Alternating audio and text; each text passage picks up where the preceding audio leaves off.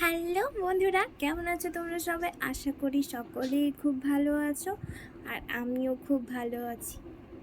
তো আজ তোমাদের সাথে কিছু কথা শেয়ার করতে চাই। তো লেটস গো।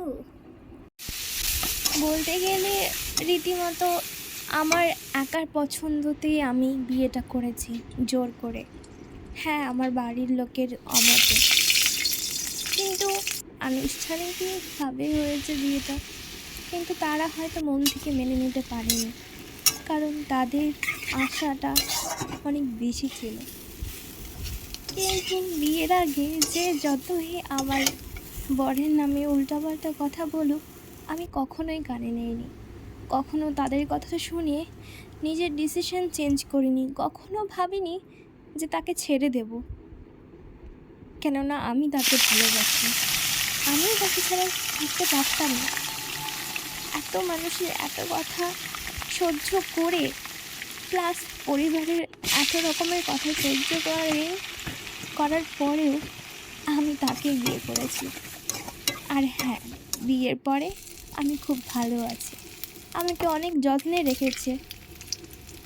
না বলতেই সব কথা বুঝে ফেলে, না চাইতেই সব কিছু এনে দেয়। এর চেয়ে আর বেশি কি দরকার জীবনে? একটা কেয়ারিং ছেলে তো সবাই চায়, সেটা আমিও পেয়েছি। তো এর থেকে আর বেশি কি আশা করা যায় বলো? আমি কখনোই চাইনি যে আমি অনেক বড় লোক বাড়িতে বিয়ে করব।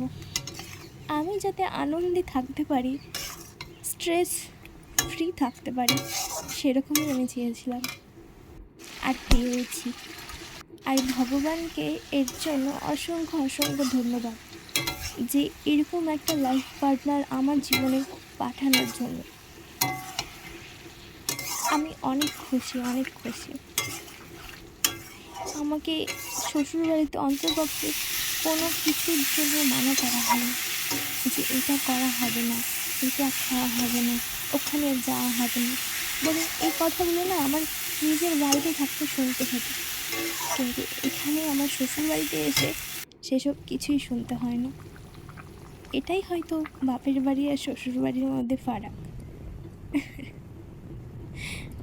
হ্যাঁ, সবার ভাগ্যে হয়তো এরকম শ্বশুরবাড়ি জোটে না, কিন্তু আমি পেয়েছি, জন্যই আমি বলছি।